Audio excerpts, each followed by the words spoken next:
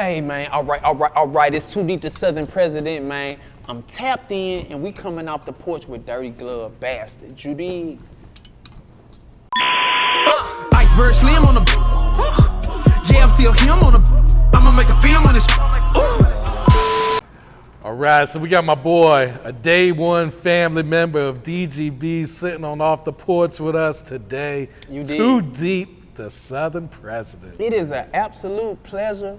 I appreciate the intro because a lot of people don't even understand. We go back with this shit, what, maybe At least 12? 10 years, at least 10. At least 10. I think Yeah. the first No More Mr. Nice Guy, that might have dropped in like 09, 2010 or something. It's 2023. Yeah, and Burn One did that, and that's Most definitely. That's what put me onto your music. at the Burn time. One and Hot Rod the Yes, God. sir, You know man. what I'm saying? So it's a pleasure to be here, man. Nah, definitely, man. It's an honor to have you here too, man. Mm-hmm. So, man, you already shout out Hot Rod, but go ahead and shout out everyone else you got sitting up there with you today too. Man, I got a million characters up here with me. I hate to give them any credit. Nah, I'm just bullshit. First off, I want to show salute to all my guys. B-Roll, Calico, Blaze, E20, Lee, my engineer. You know, everybody who's been a part. We got Hot Rod Productions. Everything that's going on, this has been going on for ages. All these people you see here with me have supported me. And I'm just genuinely appreciative to have my guys with me to share this moment. You did. Nah, definitely some real player shit going on Oh, up here today, definitely. man. Definitely, for sure. All right, so let's take it back, man. Let's take it back to Memphis. So first off, let the folks know what part of the city you from or is. Well, we ain't even got to talk about that. I could just show the tattoo. It's Orange Mound, right?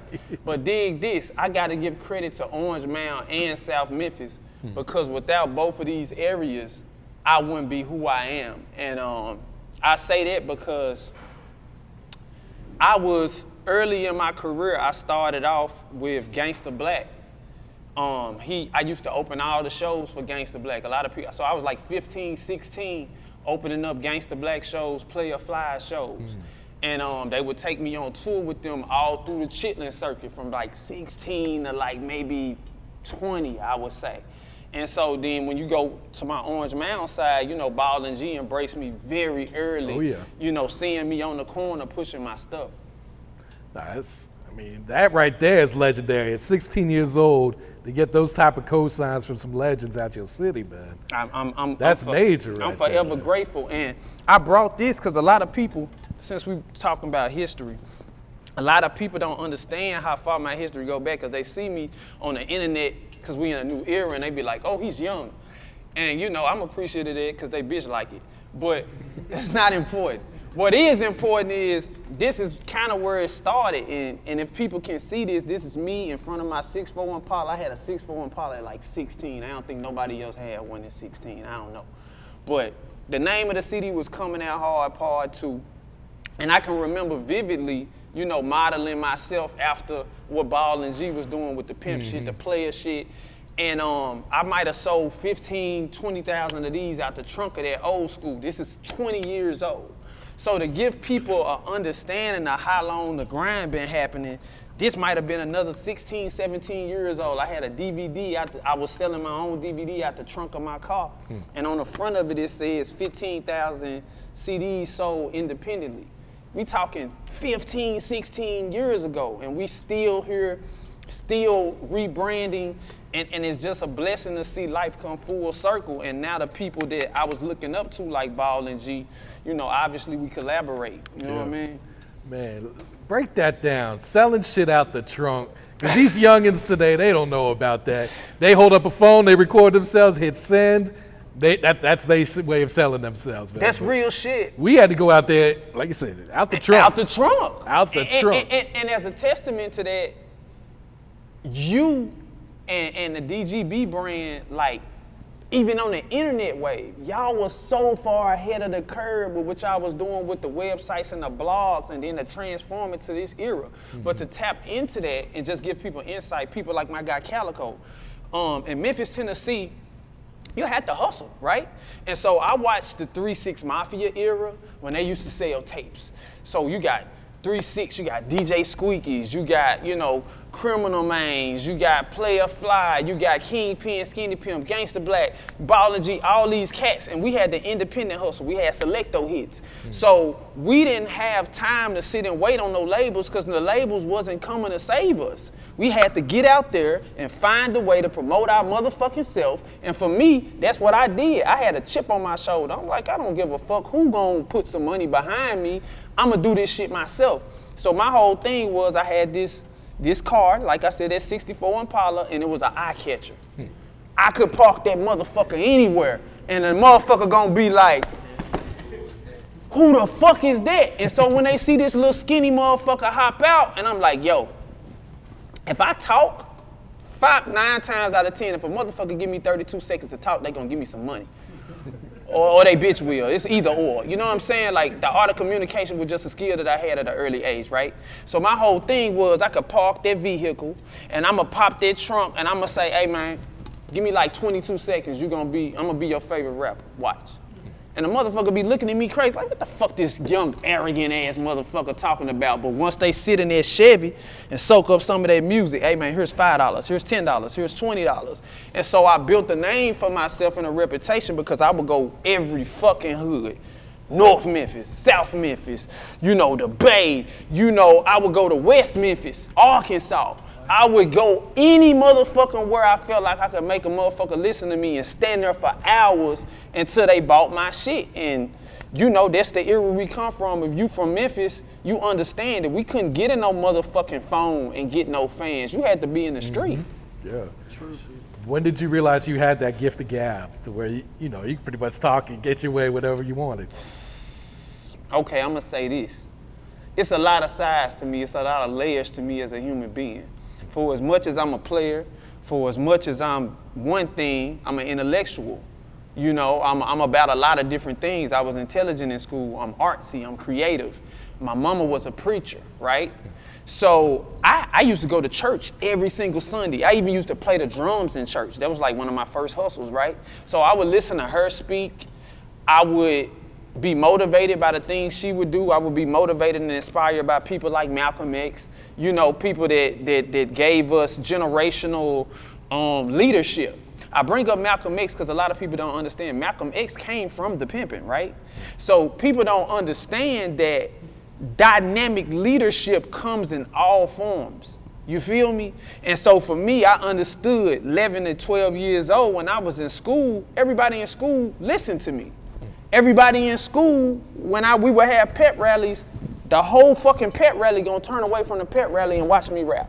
If I'm in cafeteria, I had 3 lunches because like I fucked off and had study halls and the teachers like me. So every lunch, I'm entertaining all the classes that was on those lunches. I knew it early, like this is what I'm supposed to do. Now when it got to females, I knew I was never like the boyfriend type, right? I pitched that earlier. Bitches would be like, yo, you wanna walk me to class? I'll be like, bitch, cut it out. You know, so once I realized this dynamic, I was like, oh, this is me. Like conversation, gift of gab, this is me. I can sell anything, you feel me? And I ran with it my whole life. Yeah. So when does your love for making music, how does that start then? Tupac, Jay-Z. The greats, you feel me? I think that's why my journey to success in the music industry has been so difficult, because I've never wanted to sacrifice the art of lyricism. I never wanted to sacrifice my integrity on the microphone. I never wanted to sacrifice what I stand for as a man, my character, my beliefs, the things that I see that are powerful, they mean something to me. So when I listen to Tupac, Jay-Z, people like this, their stories were authentic. The problem with this generation is nobody believes in authenticity no more. Everybody wants to be somebody else. Everybody wants to follow a trend. Everybody wants to be the dynamic that they saw already work, right? So for me, because I watched those guys, you know, the 8Balls and MJGs, all these, I was like, oh, these motherfuckers is poetic, outcasts. I'm like, I want to be legendary. I don't just want to be a rapper that has a hit song. I want my shit to go down like he's the first motherfucker that did it this way. So for me, everything about what I was trying to be had to be about making high quality music, standing on who I am, and making people come my direction versus me following somebody else's path. You feel me? And I think it made my journey a lot tougher. You feel me? Because when you're trying to come into a fake industry, and I'm gonna say this too, when I was young, I thought everything about this music shit was real. You feel me? This shit like fucking wrestling. They made it look good. My goofy ass really believe like, oh, like he's really a gangster. He's really a this. He's a platinum selling plant. They planted this motherfucker and gave him a fucking story, whereas a nigga like me out here sacrificing my life to build a story that's gonna stand out. And I'm thinking everybody else went through this same shit. Hell motherfucking no, they didn't go through this same shit. I'm making that hard on myself trying to keep it so real and authentic, you dig? And so for me though, what I did learn along the way is, despite that, when you do finally hit that plateau, the people appreciate it so much more. Cause they like, oh my God, I watched him go through hell to fucking get here and he never switched up. And so that's what it's about for me. Yeah. Do you ever feel like giving up on this journey? A million times. A million motherfucking times. I watch people like, I would compare my story, and I'm not saying I'm Nipsey Hussle by any regard, but I identify with him, right? Cause when I heard about Nipsey sold this shit out to Trump. Nipsey was, well respected in his neighborhood, but everything about his grind was a marathon, right? It didn't happen in 2 years. It didn't happen in 5 years. It didn't happen in 10 years. It's literally his whole fucking life was like, gotta get to this level, I gotta get to this level, I gotta get to this level. He didn't even start reaching his full potential till like right before he passed. Late 30s, mid 30s. And so for me, it's a similar dynamic because I feel like I went through so many different phases of my career where I thought, it's my time, it's my time, it's my time, it's my time. And God was like, no, you're not wise enough yet. No, you don't understand what to do with the money yet. No, the people around you not right yet. No, your business isn't right yet. And so now I really finally feel like this is the space that I needed to get to as a man to develop what I needed to develop to go back and show my people what it is to be a leader and what it is to not change on who you are to get to where you're trying to go. Yeah. What is your definition of a leader? My definition of a leader is somebody who's willing to take the chances and accept all the consequences that it comes with leadership. Leadership starts with leading by example, right? A lot of people think you're a leader just because you got the most money, or because you got the most attention, or because people willing to listen to you. Because you know the era we live in, they clout chasers. Like you could be a nobody ass goofy, but you got $1 million, and so you got 1 million motherfuckers like he's this, he's that, because you got some money. Where I'm from, you gotta have some fucking character. You see what I'm saying? You can have all the money in the world and still be a fucking clown. You did? And so for me, that's important when it comes to leadership. Also, leadership is about helping people understand the vision. Everybody don't know how to make people follow their vision and get behind something. And so I feel like, for me, that's an important part of leadership. And I feel like to be a leader, hence my name, the Southern President, I call myself that at a young age because I felt like people kind of gravitated to what I had to say. People kind of gravitated to my outlook on things. When I was like 11 or 12, I didn't even run for it, but like they voted me class president.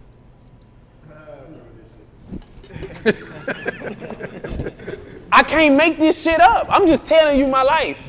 And so it was just like so many parts of my life where people just were drawn to how I moved. And I understand that comes with consequences, and it comes with like, I don't have the ability to sit around and feel sorry for myself when I go through shit. Cause like, it's people that believed in me so long that's like, bro, you supposed to be the one. You like, I thought you was the chosen one. Like, you don't have time to feel sorry for your fucking self. We don't care. If you say you the chosen one, prove it. And so, you know, that's what make you a leader. Yeah. Do you feel like people are born leaders, or is that something they can learn over time? That's tough. I feel like God chooses who he wants to choose, right? Cause like some people are special. Everybody that know me know I'm a LeBron fan, right? I bring up LeBron because he's chosen.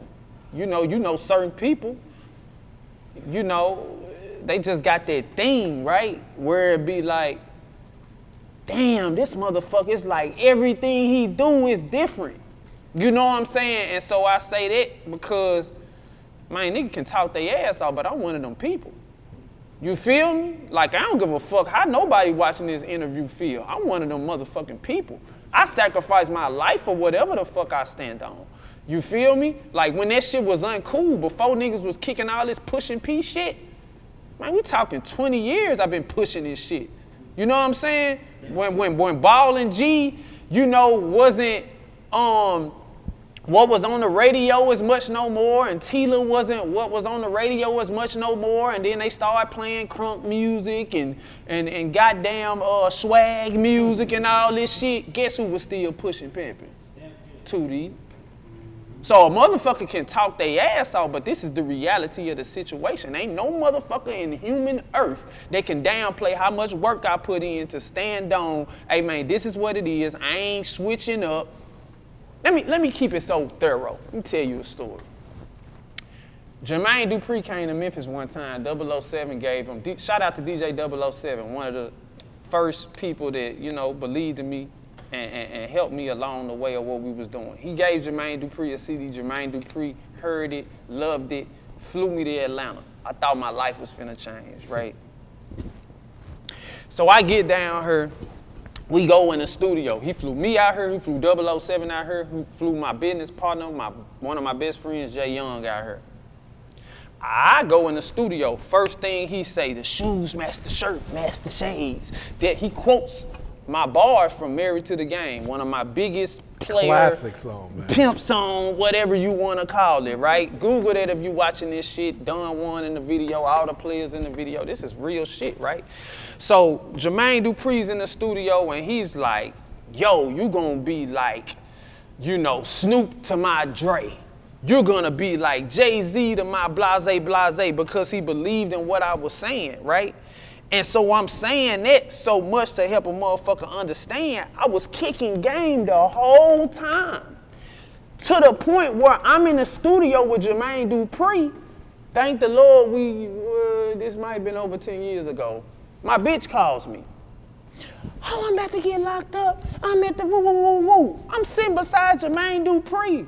This bitch finna go to jail for doing the shit that I'm rapping about while I think I'm finna get a record deal. How do I explain this to Jermaine Dupri that this is what I'm going through, that I'm finna have to bond this bitch out? And he like, man, you know, we finna go to the club and pop some bottles. You finna be the best rapper, woo. Life is crazy like that. But I'm telling people these stories so they understand how serious I was about the dynamic of the shit that I was speaking about. Now that situation didn't pan out. He didn't wind up signing me for whatever reason. But getting that close to someone who was great in the music business and them believing in what I was saying, it let me know I'm on the right track, because as I communicated with him, he may not never admit it, but he was mystified by that player shit that I was kicking in front of him. He was like, oh, this shit real? Like, you really do that? Like, oh, this ain't no fucking act. Hell, motherfucker, nah, I'm him. Google me. Yeah, for real. Yeah. What's the difference between a player and a pimp then? Where do you begin? See how I paused and I had to post some goddamn Ace of Spades. Shout out to Calico for bringing the bottle. It's a lot of differences, right? And I'm saying this in hindsight because I know anybody can be watching. You know, I'm retired. Big smile. But you know, if you a pimp, you know, it's a lot of rules that come with being a pimp. Cause like it's certain shit that you ain't gonna let slide. It's certain, you know, codes and ethics and morals and rituals to where you like, man, you know, I gotta stand on these principles. When you a player, you know, you might not be like, I want all the money. You might not be like, you know, I can fuck on, you know, this girl and she ain't giving me nothing yet. But when you pimping, man, I'm not sticking no motherfucking dick in you when you ain't gave me no earnings. You know, what the fuck are you doing? My dick ain't for a discount, you know? But, you know, that's the pimping. Now, the player shit, it's a lot of, you know, players and max, you know, you cool, you smooth, you just trying to finesse whatever you can finesse out of situation. But when you really, really pimping, people gonna pull your card. People gonna be like, oh, you say you were pimping, right? Well, what about what you did with that bitch in Seattle in 2013? You like, shit, you knew that? Saying.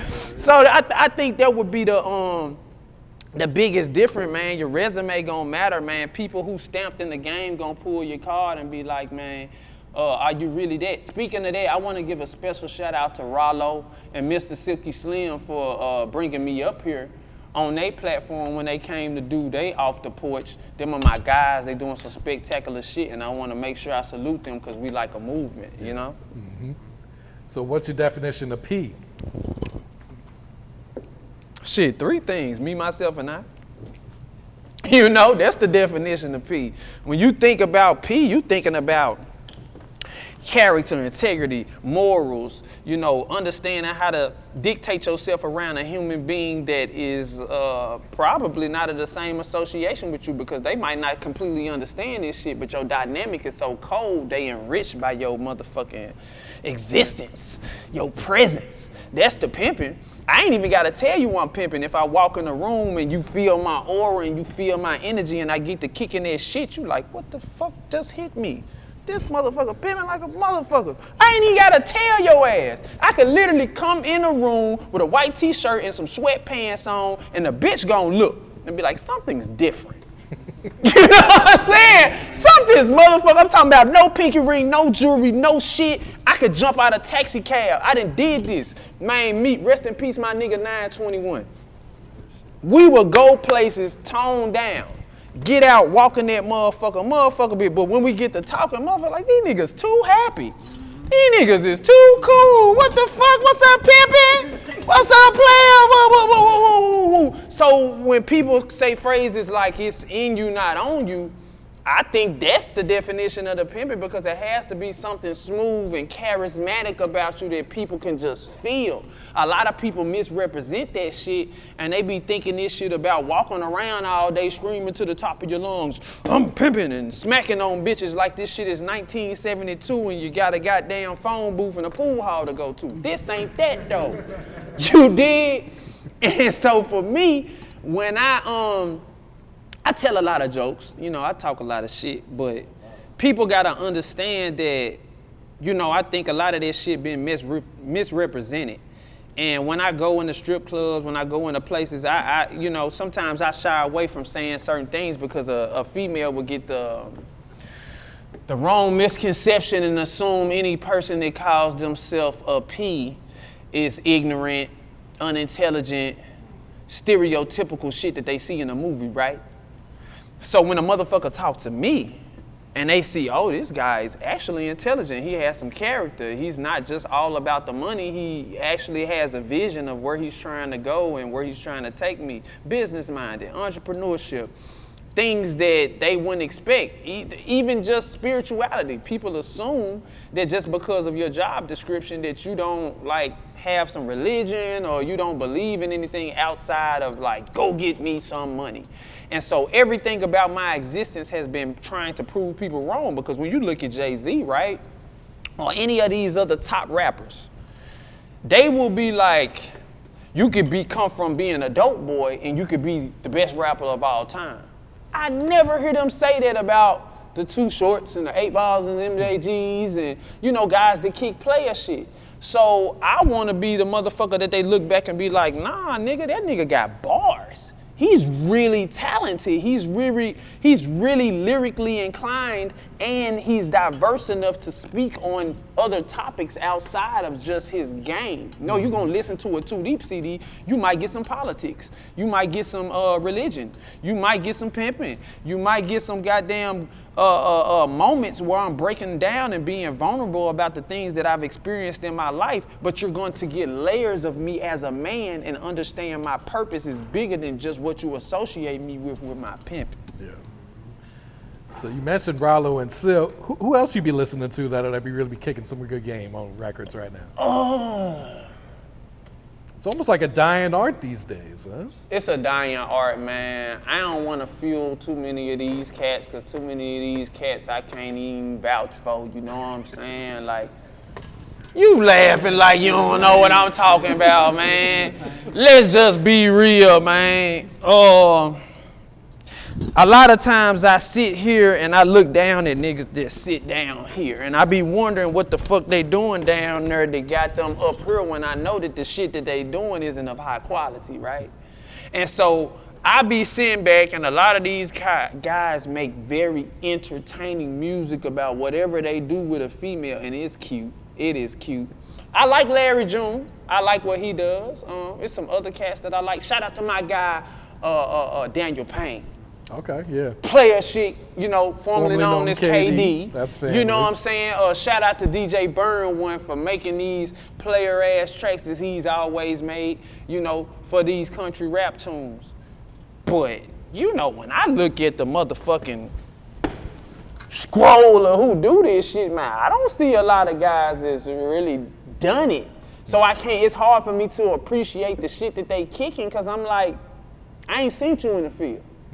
You know, if I see you in the field, I value you. But you know what I'm saying? Like, where I'm from, man, you can't kick this shit and we ain't seen you outside. You know, before this internet shit happened, I was outside. I'm talking about catching charges. I'm talking about, man, losing it. That motherfucker will see me and think this shit all cute because a nigga got a little jewelry. I don't give a fuck about this jewelry. I don't give a fuck about these cars. I done had 1 million Cadillacs. This shit don't matter to me. My integrity matters to me. Who I am, my authenticity matters to me. So when you come to me and you making music and it's not authentic, I don't give a fuck what you had to say. Church. Yeah, church. So speaking of being in the field, talk about this, the Players Ball, man. Woo! It's been a lot of them. Which one? What, It's been which a one lot did you of win the them. award at? Okay, Was that last year? yeah, Calico recently had one. Okay. He gave me a pretty nice sized trophy at that joint. Shout out to that. Foot on their neck award, I believe that was. Put on their neck award. Yeah, I've been putting my foot on their neck a lot of times, you know what I'm saying? A lot of times, you know what I'm saying? Then shout out to Juju, DC. You know, we went up there to DC. I performed at his Players Ball. I'm grateful because he awarded me up there. Him and Magic Dunn won. Yep. You know, gave me a trophy. And it's crazy how life works, because this is gonna make me sound old. I got my first trophy in 2008 from Pimping Ken in Dallas, Texas. It's 2023, and I feel like I just started. You know, I feel like I'm just getting in a mental state where it's like everything that I ever did in my life is making sense. So that just shows you how long and how many transitions you can go through in your life where you gotta recreate and rebrand and remaster who you are as a human being before you finally start to understand where you actually supposed to be trying to go. Yeah. Man, so you got Hot Rod back there, man. Talk about this connection. Talk about this chemistry when your boys are cooking up. I'm so happy you asked. Let me shake my bro hand. Listen, let me give people some insight. Hot Rod met me, man, a couple decades ago maybe. Hot Rod was hungry, still is hungry, and he just wanted to get his music with the right artist. You know what I'm saying? I think he seen something in what I did and what I was doing, and he felt like we'd be a good match. I've always been the type of person who I like organic shit. Shout out to my guy Webb, because he was one of the first people, you know, that's like my brother, and he did damn near a lot of my tracks when we was coming up since we was kids. And so when I got to hearing Hot Rod shit, I was instantly like, oh my God, like this is like a match made in heaven, right?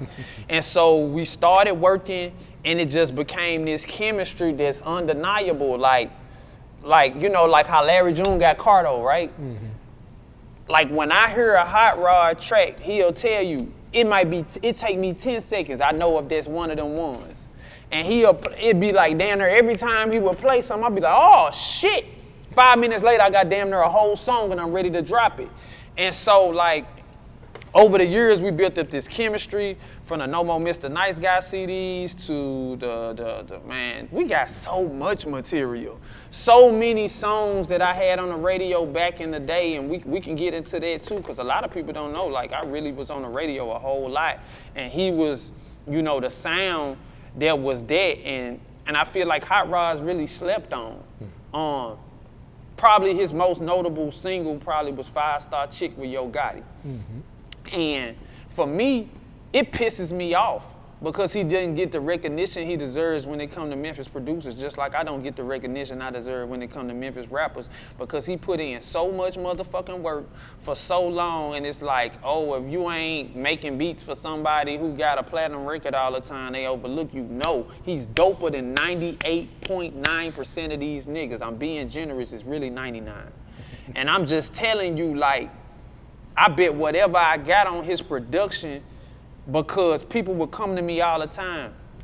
No disrespect to nobody. Oh man, you need to get this producer beat. You need to get whoever was hot at the time, a Zaytoven, a Lex Luger, boo boo boo. And I'm like, fuck all that. I got my sound.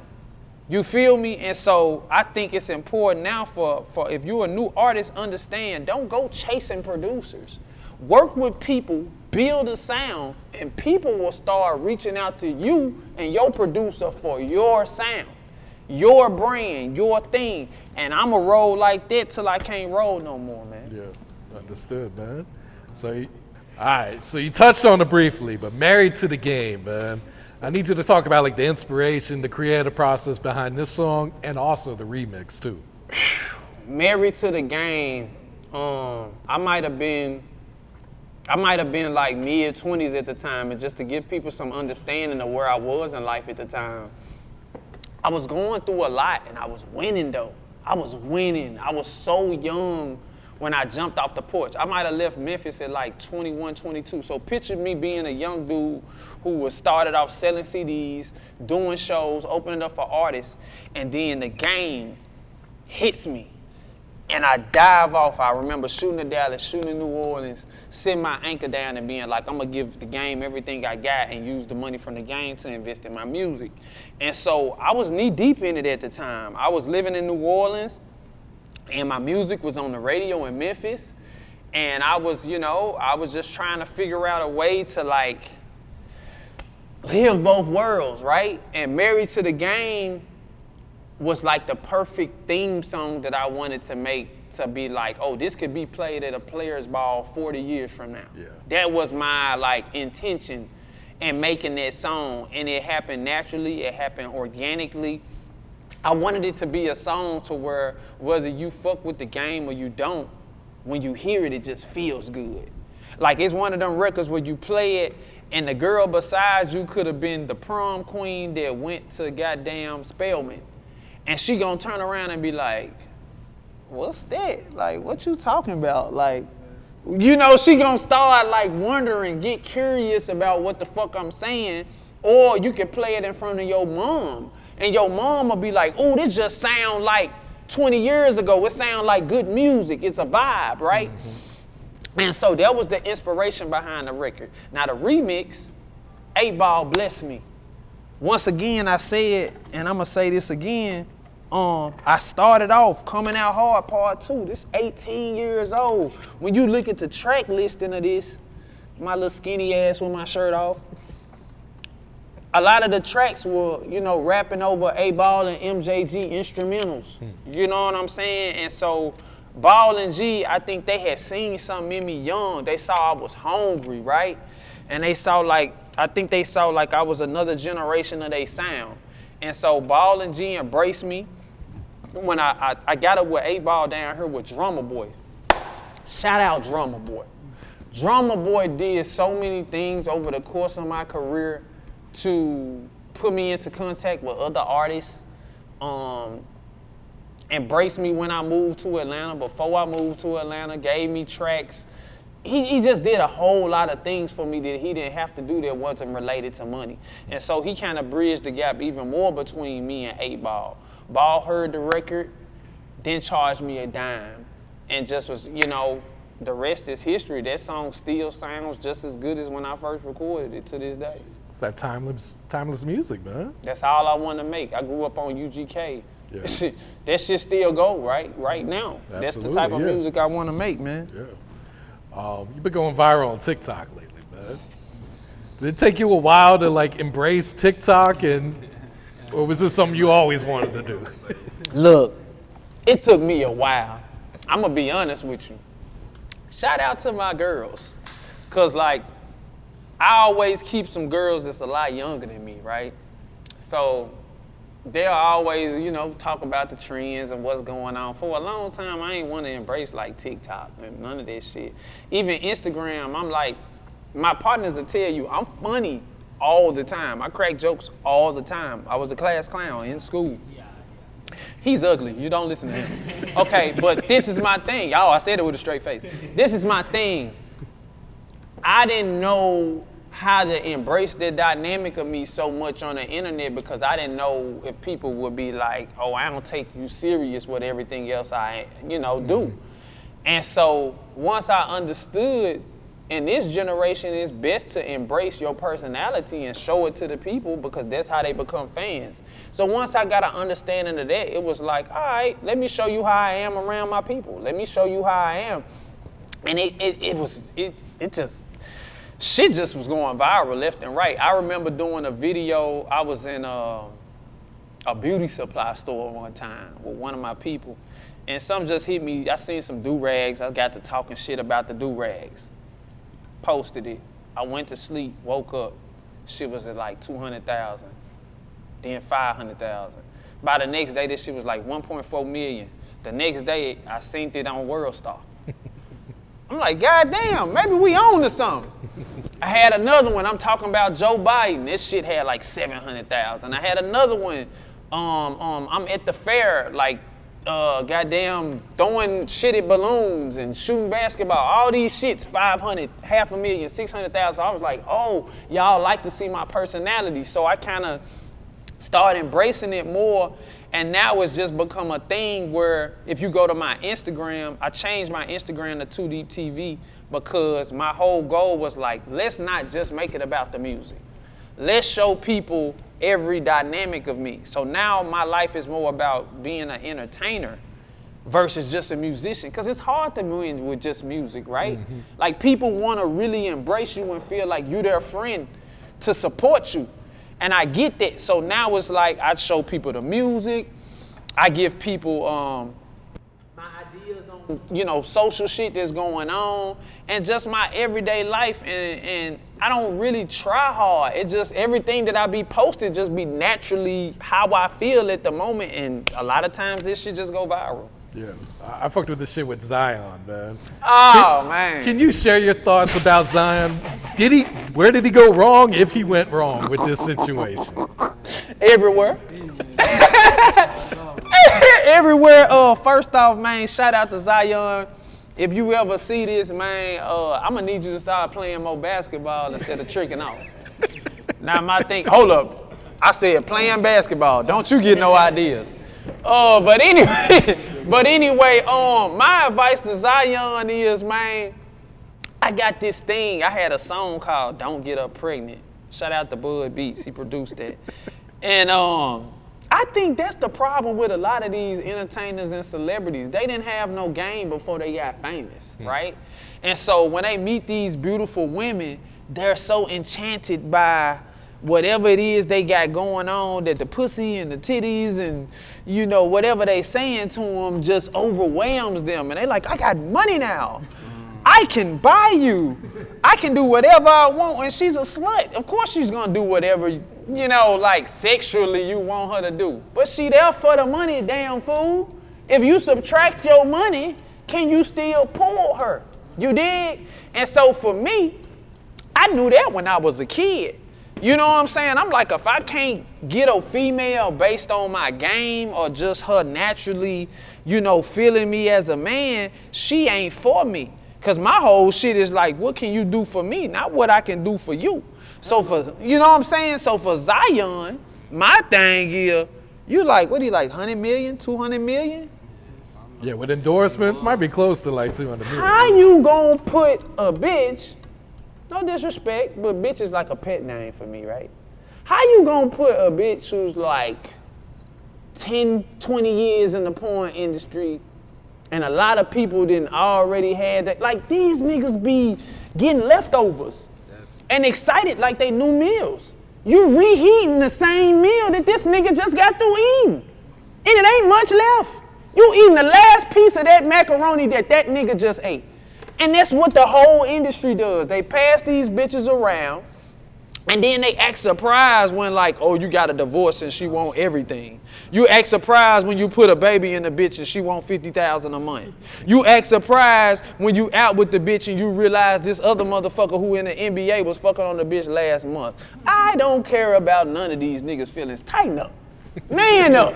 You got too much goddamn money to be a goofy, man. But you know the game ain't in everybody, so who am I? You know, man. You also touched on Shaq and what's her name? Brittany Renner. Shit. I ain't gonna lie to you. Brittany can DM me right now. You know what I'm saying? I was just trying to PSA to Shaq, because Shaq got a big old bankroll over there. From what I understand, Shaq owned Marilyn Monroe's rights. You know, he owns so many different businesses, and I'm like, man, she look like she finna come up on a real blessing, you know, over there. But once again, let's do our research on Britney. How many motherfuckers didn't had some Britney in their life? You know, quite a few it seems like. You know, she even got books, from what I understand, complaining about her past whole theatrics and all the things. Yeah, I said whole theatrics, you know what I'm saying? Real dramatic ass bitch. Yeah, I came up with this shit on the fly too. I came up, no, don't see me because I'm gonna dunk on you next time we play. That's neither here nor there. The point of the matter is though, you know, with Shaq and that whole situation, I just be looking back and I just be like, if it were me, right? Let's say I ain't even had a game. Let's say I was a regular Joe Smo who became a celebrity. I don't want what he had and he had and he had and he had and she had and I'm cool.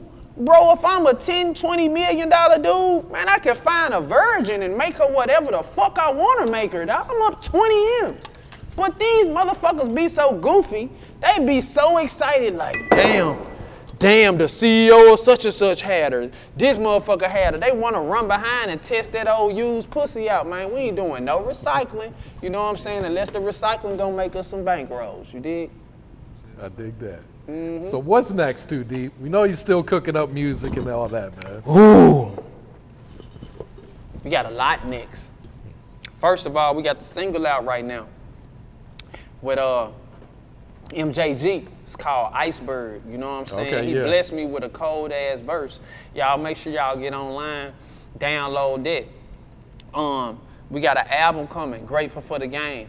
I called it Grateful for the Game because I'm forever, I'm forever grateful for everything the game has blessed me with. I owe everything I got to my game and how I was raised, and I owe everything to Memphis. You know what I'm saying? There's people that believed in me when I was a kid, you know what I'm saying? The Gangsta Blacks, the Playa Flies, the 8Ball and MJGs, the Tealers, the people on the street corners, you know, hood to hood that believed in me and saw my vision. You know what I'm saying? Like I said, the Burn Ones, you know, my guy Webb, like, it's so many different people. Shout out my guy Josh. You know what I'm saying? Like, people don't understand. Me and my guy Josh had a CD before the P called Dope Boys. You know what I'm saying, in the streets of Memphis. You know what I'm saying? Like, this shit go deep. Like, I'm on the front with a fucking scale and a hoodie with 18 goals in my mouth. And we sold 50,000 of them out the trunk. 50,000. I ain't capping. This shit happened. $5 a pop. You feel me? Like, this before all this shit, internet shit happened. And so, for me, it's just so important to me, to people to understand. I'm grateful for the game. I'm grateful for those experiences. But it took so long to get in this space because so much shit happened in my life. And let me say this, because we got to touch on this. I can't even get up out of here without telling people how we got here. This shit goes back from South Memphis, from Mad Ghetto, my nigga Big Trey, Big Rod, to open up shows for Yo Gotti, Jeezy, 3C. I went through so many spaces in my career. And then when you get in the game and you realize, like, the music business is a treacherous fucking business, dawg. I really went years, like, man, no cap. I might have spent $250,000 trying to be a rapper. You dig? In my 20s, doing radio promo, paying DJs, paying motherfuckers to put me on blogs, paying that, man, I was on World Star for niggas knew how to get on World Star. Shooting videos, 3, 4, 5,000 a pop. I had a video in Miami, 2011, 2012? Memphis niggas wasn't flying to Miami shooting no videos, not out their own pocket. Research that. Non-fiction. My first motherfucking single on the motherfucking radio that ever got paid was called Non-Fiction, and the whole point of it is I'm authentic and I don't speak no fiction in my raps. This is history, this is a fact. And so I thought this shit was about talent. I thought if I'm just talented and I invest my money, and I'm like, these motherfuckers is snakes. Cause the whole motherfucking industry is built on motherfuckers pimping on motherfuckers with dreams. And I thought cause I had a motherfucking dream and I was talented and everything was gonna go my way. And then I ran through bag after bag after bag after bag. And then, to tell a motherfucker another part of the story, I had a gambling habit. Let's be real. So you mix investing in an industry that was owned by gatekeepers at that time. And then you mix that with the fact, man, I'm smashing, I'm getting money fast, and then I'm in a city where I'm gambling. I didn't, like it was a lot going on in my life, man. I probably lost like 200 grand gambling too in like a 7-8 year span. This is no bullshit. So the ups and downs of like transitioning to that, and then I came to Atlanta, my nigga was like, yo, you gotta change your life. You too deep in the fucking game. And this music shit ain't, when I thought Jermaine Dupri was gonna sign me, it was so much happening to where fast forward, now we in a space where I don't need all the DJs, I don't need all the radio, all I need is the fans and that motherfucking phone and my talent. And that shit is humbling. And I think that's why this next album, Grateful for the Game, is gonna be my greatest accomplishment, because I've watched my life come full circle.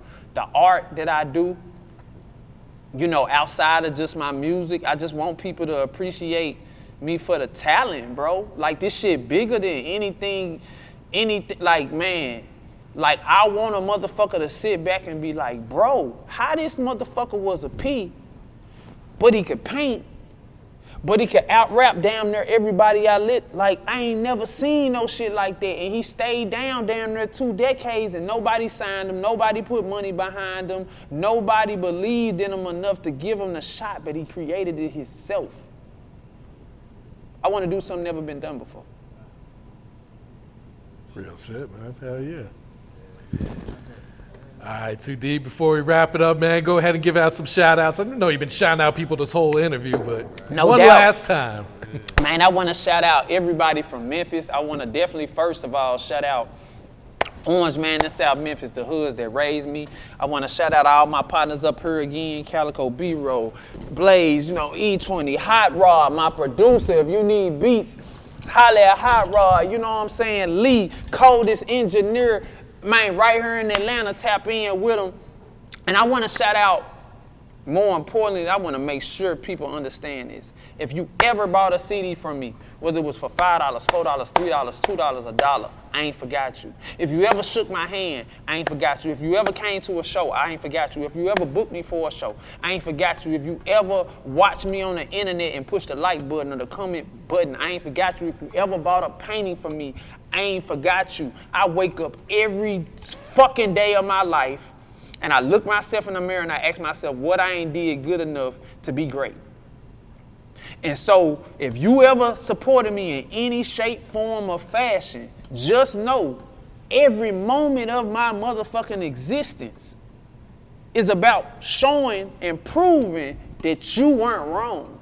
You believed in somebody who had it. He just had to find a way to build it and show it to the world.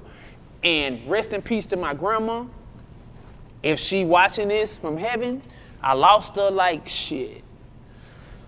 Might have been 6-7 months ago. And shit, I don't know if it's more motivation I can have than that, because I regret not pulling off what I was supposed to pull off earlier.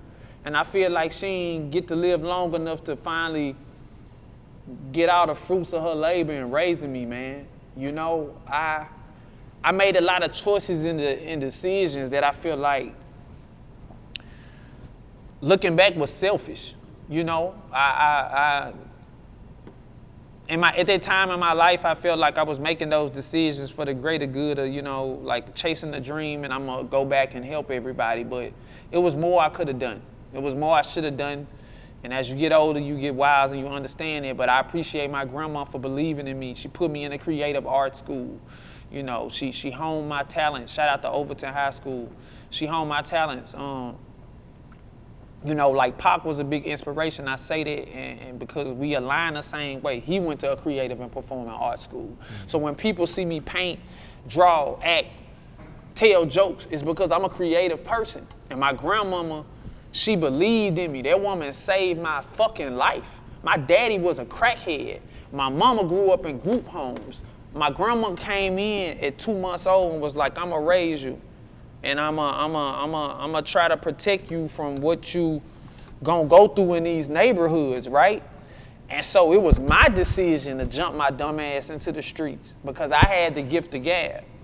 But everything about the rest of my life is about making her proud. And so Grateful for the Gang gonna be the greatest story ever told. There it is. Iceberg Slim on the. Yeah, I'm still him on the. I'ma make a film.